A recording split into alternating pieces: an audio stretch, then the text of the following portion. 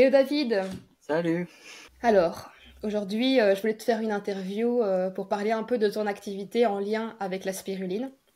Je vais pas trop spoiler, je vais te laisser te présenter. Je fais des bioréacteurs à spiruline, donc des systèmes pour que les particuliers puissent cultiver la spiruline fraîche chez eux. Je suis programmeur électronicien, j'ai fait mes études en programmation en électronique. J'ai commencé la spiruline en 2019, il me semble.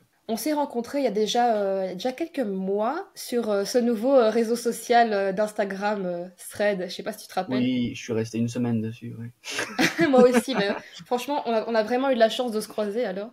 Moi, tout simplement, j'ai lancé le mot spiruline et j'ai été voir un peu ce qui se faisait autour de la spiruline. Et vraiment, je suis assez vite tombée sur toi. Comme tu le sais, moi, je bosse plutôt avec les grosses productions, enfin, avec les fermes à spiruline. Donc là, j'ai vraiment été touchée de ta vision, de plutôt, mais du coup, aller toucher les particuliers pour qu'ils puissent aller produire chez eux. J'ai été un peu me renseigner. Je sais tu n'es pas le seul à avoir essayé de tenter donc l'expérience, l'aventure de proposer ce genre de petits réacteurs.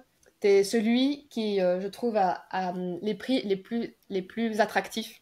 Toi, je sais que tu es un passionné de spiruline, tout comme moi, et j'aimerais un peu savoir comment tu l'as découvert et comment Ok. t'es parti sur ce projet, en fait. Je commençais à devenir végétarien. C'était il y a combien de temps?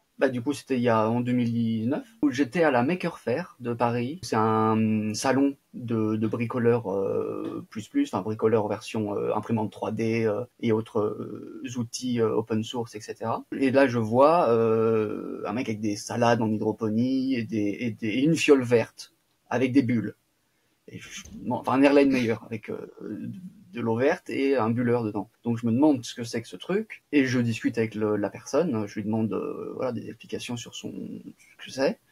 Et donc la personne m'explique qu'elle fait du bateau, qu'elle aime rester en mer le plus longtemps possible et que c'est pour ça qu'elle essaye de faire pousser des choses sur son bateau, dont les salades que je voyais, et que pour la protéine, eh bien, elle essayait de faire pousser de la spiruline. Et elle m'explique que la spiruline, donc c'est très riche en protéines, en plein de vitamines, et que ça demande du soleil et son urine. Et que du coup, sur son bateau, c'est tout gratuit, quoi.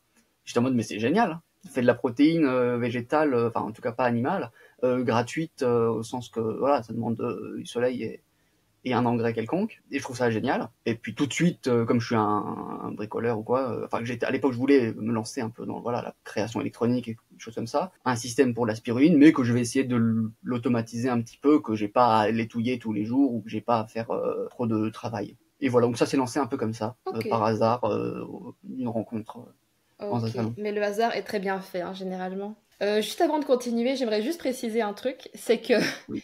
dans la plupart des productions à spiruline, c'est pas toujours de l'urine qui est utilisée, quoi. Non, c'est C'est, généralement pas de c'est même l'urine parce que rarement. c'est pas légal, hein. Là, c'est pour les gens qui regardent là pour se dire, waouh, est-ce que l'aspirine que je mange est nourrie avec de l'urine? Non, C'est non, elle est pas, c'est pas nourrie le cas, avec hein. des engrais faits à base de gaz russe, donc tout va bien.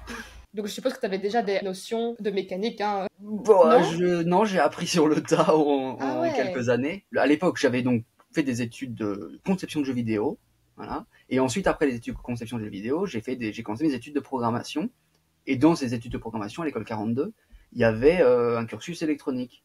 À la base, je voulais même pas y aller. C'est les gens qui m'ont dit, allez, viens au truc électronique. Je fais, oh là là, si je fais ça, après, je vais aimer ça. Ça va être horrible et je vais faire que l'électronique de ma vie. Et c'est ce qui s'est passé. Parce que du coup, j'ai adoré ça. Et maintenant je fais que ça. J'avais fait un petit peu de modélisation 3D, mais pour le jeu vidéo, donc ça n'a rien à voir avec la conception pour les imprimantes 3D comme là. Mhm. Donc du coup, je me suis lancé dans l'apprentissage de ça. Après, c'est pas très compliqué. On va sur YouTube, on tape comment faire des objets 3D, et puis. Mais globalement, on peut tout apprendre maintenant Ouais, ça c'est la sans magie devoir aller. d'Internet. Pour revenir sur les réacteurs, est-ce que tu peux Ouais. peut-être brièvement nous expliquer comment ça fonctionne, sans non Ok. plus. Je dis bioréacteur parce que c'est le terme technique qui est utilisé en biologie pour la culture de cellules, la culture de micro-organismes, etc. Quand c'est dans un environnement contrôlé. Et même photobioréacteur quand il y a des lumières. Mais bon, photobioréacteur, c'est un petit peu lourd comme terme. Donc le plus simple, c'est d'expliquer que c'est une sorte d'aquarium avec des lumières, un chauffage, un thermomètre, une pompe, un écran de contrôle et une carte électronique qui gère tout ça. Il y a une gestion de la consigne de la température. Via l'écran, un cycle de pompage là pour remuer le milieu. Via l'écran, on peut gérer ses paramètres, donc mettre en mode productif 35 degrés, beaucoup d'agitation, lumière forte, comme mettre en mode hibernation Si par exemple on part quelques jours, on peut plus consommer pour le moment, ça baisse la température à 20 degrés, ça baisse les lumières, ça baisse l'agitation et la spiruline entre en dormance. Et voilà, c'est pas plus compliqué que ça. Hein. Oui, c'est pratique. Comme ça, finalement, les gens n'ont pas besoin de sortir leur spiruline, la mettre au frigo. Non, elle Elle se peut stocke rester là dans tranquille. l'eau. Enfin, moi je conseille pas aux gens de récolter leur spiruline. La récolte se fait encore manuellement. Il y a un système avec la pompe, on met un filtre, etc. Donc faut être là, faut être présent pour faire la récolte. Et ensuite la récolte, faut la manger c'est de la spiruline fraîche. Donc soit elle se met au frigo une journée ou deux, soit on la mange tout de suite. Tant qu'elle est dans l'eau, la spiruline, elle se conserve indéfiniment, elle est vivante. Et justement, pour parler de spiruline fraîche, est-ce que tu peux Oui. nous donner une fourchette de production? Qu'est-ce qu'on peut espérer comme quantité à voir si on Alors, possède ce kit? ça dépend de quel kit on parle et de quelle version ou quoi. Mais ça se compte en dizaines de grammes par semaine, en dizaines dans le sens entre 10 et 100, quoi, selon les aquariums, selon les versions. Je vends plusieurs produits, enfin je vendais, ça dépend des moments. 3 versions, donc une version que j'appelle low-tech, qui est juste de la spiruline vivante, le filtre, l'engrais minéral. Ça, les gens se débrouillent pour le cultiver. Ils se trouvent un aquarium, ils se trouvent des lumières, ils le mettent au bord de leur fenêtre, ils se débrouillent. Le kit, comment je l'ai appelé, Maker. Celui-là, c'est tout le système électronique, mais sans la cuve, parce qu'en fait, c'est ce qui demande le plus de boulot, c'est tout l'assemblage de la cuve, de câblage et tout ça. Ça demande vraiment beaucoup trop d'heures. Du coup, pour pouvoir quand même le vendre et à un prix plus bas aussi, je vends le kit à assembler soi-même. Donc ça n'intéresse pas tout le monde, mais ça intéresse certaines personnes. Il y a des gens qui l'ont mis dans des aquariums de 80 litres. Je ne sais pas quelle est leur production, et ça doit se compter en centaines de grammes par semaine, puisqu'ils ont des gros aquariums. Et ensuite, le kit bioréacteur, donc ça, c'est celui dont on parlait juste avant, qui est tout en un, tout automatisé, tout ça. À la base, je dis que ça fait 15 grammes par semaine, mais j'ai quelqu'un qui m'a envoyé un mail l'autre jour et qui me dit qu'il arrive à sortir 80 grammes par semaine de ce bioréacteur en mettant beaucoup plus d'engrais que ce que je conseille, étant à fond et en récoltant tous les jours. Même moi, qui ai fait cet appareil, je ne savais pas qu'on pouvait récolter autant. Ouais. Donc j'étais surpris. Et la prochaine version, là en fait, je n'en fabrique plus, là pour l'instant, des bioréacteurs depuis quelques mois.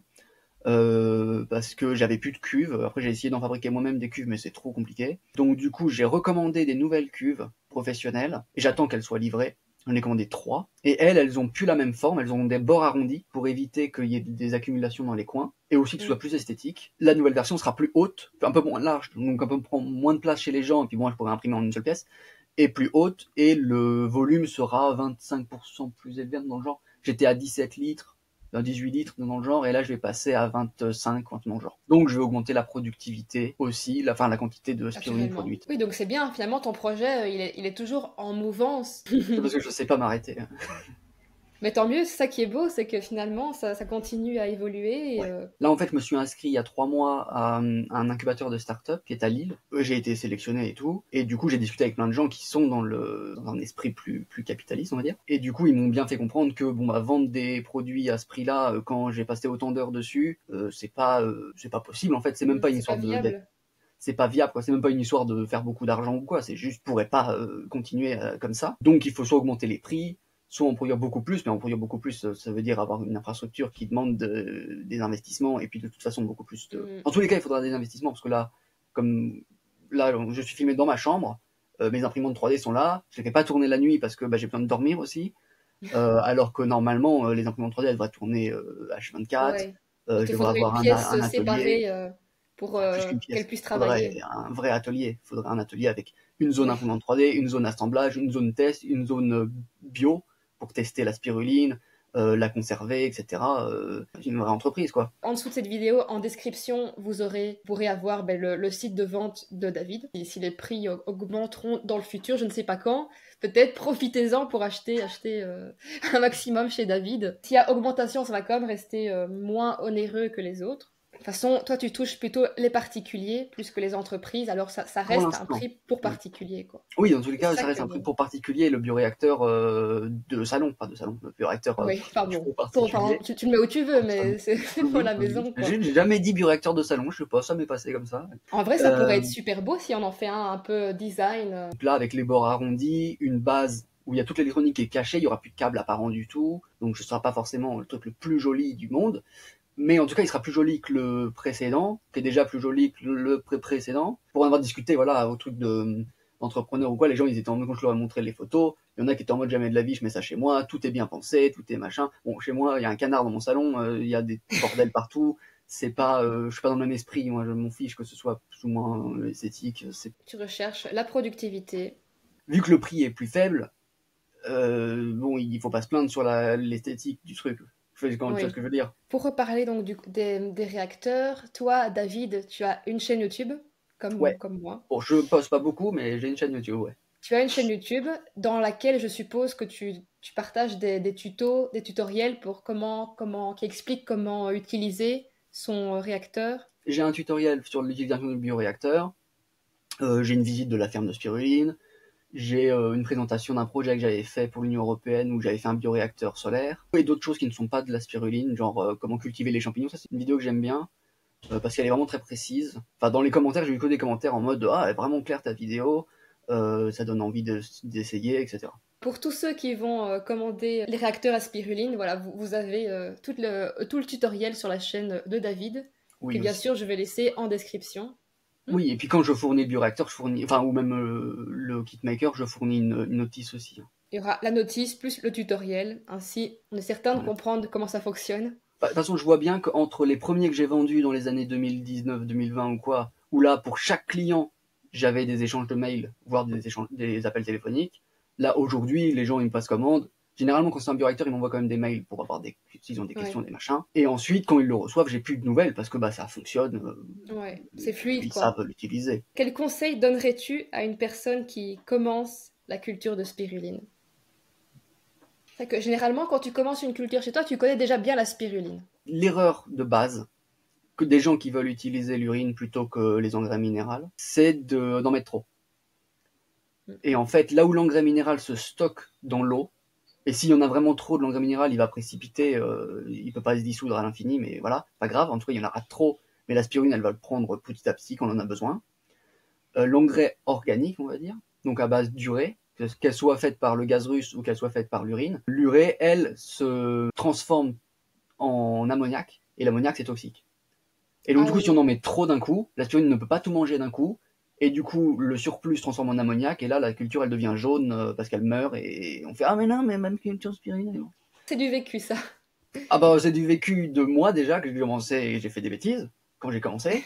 Et puis ensuite c'est du vécu de certains clients qui m'ont envoyé des messages. Et sinon l'autre conseil par contre, alors du coup c'est pas un bon conseil d'un point de vue capitaliste, mais c'est pas grave, c'est de stocker une partie de sa spiruline, de diviser quand on reçoit sa spiruline plutôt que de mettre tout dans son aquarium et d'y aller à fond et puis ensuite de la tuer. Et là on est obligé d'en racheter. C'est de lancer sa culture et d'en conserver un demi-litre dans une bouteille qu'on ne va pas cultiver, qu'on va juste conserver dans une pièce à 20 degrés, avec pas Ok, trop de lumière, et qu'on va mélanger de temps en temps. Et là, elle peut rester des semaines et des semaines, voire des mois, à se stocker. Et comme ça, si on fait une bêtise, le temps d'apprendre, eh ben, on peut recommencer. que l'ammoniac, en plus d'être du poison, c'est aussi donc l'odeur doit vraiment être horrible. Oui, bon, après, ça reste des quantités minimes. Hein. Je veux dire, les engrais, l'engrais minéral, généralement, on en met 20 millilitres par litre. Ça reste des quantités raisonnables. Donc, il n'y a pas une odeur dans sa maison d'ammoniac ou quoi. C'est pas ça. Non, non, ça ne sent pas. Hein, d'ailleurs, il faut mettre le nez Mm. au-dessus pour sentir la spiruline. Hein. Ouais, d'accord. As-tu encore un sujet à aborder? Est-ce que tu veux t'exprimer encore sur quelque chose? Je vais te dire que là, ouais, pour l'instant, donc j'attends de recevoir les nouvelles cuves. J'en ai commandé 3 pour faire prototype. Donc, ces 3-là, je vais en faire des bioréacteurs et je vais les mettre en vente. Sûrement un prix plus élevé parce qu'il y en a que 3 et que ça m'aura demandé Mm. beaucoup de travail. Mais sinon, après, donc je ne sais pas si je vais refaire des bioréacteurs à spiruline. Il faut que je vois, parce que justement, c'est ce qu'on disait. Il faut des investissements, il faut un atelier, il faut des trucs comme ça. Et qu'en Mm. même temps, là, je discute avec un chercheur. C'est la première personne qui a fait des planches de surf imprimées en 3D à base de filaments d'algues. Ah, donc Euh, ça existe, une imprimante qui imprime directement avec des algues. Bah, lui, en tout cas, il avait travaillé avec un filament qui est à base de filament 3D classique, mélangé à de l'algue séchée ou je sais pas trop quoi. Et du coup, c'est un filament qui est déjà plus ou moins biodégradable à la base. Et du coup, ça fait des planches de surf qui ne font pas des déchets marins. Bon, et puis surtout, le mec a une imprimante 3D de 6 mètres cubes, donc il peut imprimer des grosses choses. Et du coup, bref, tout ça pour dire que là, depuis quelques mois, enfin depuis quelques semaines, on travaille ensemble sur des bioréacteurs pour faire des... Alors, le terme technique, c'est gamétophytes, je crois, pour faire les bébés algues marines. Donc, c'est pour la reforestation marine. Et donc, ça n'a rien à voir avec la spiruline. En tout cas, ça reste des bioréacteurs, mais c'est pas forcément que la spiruline. Donc pour ça, là, il y aura Merci bientôt pour... 3 bioréacteurs, c'est peut-être les derniers. On verra, je sais pas. Oh, dis pas ça, hein. Non, mais on verra, on verra. De toute façon, je te souhaite le meilleur, quoi qu'il arrive. Je te remercie pour cet appel. Ben, j'en prie, avec plaisir. Merci. Salut. Salut.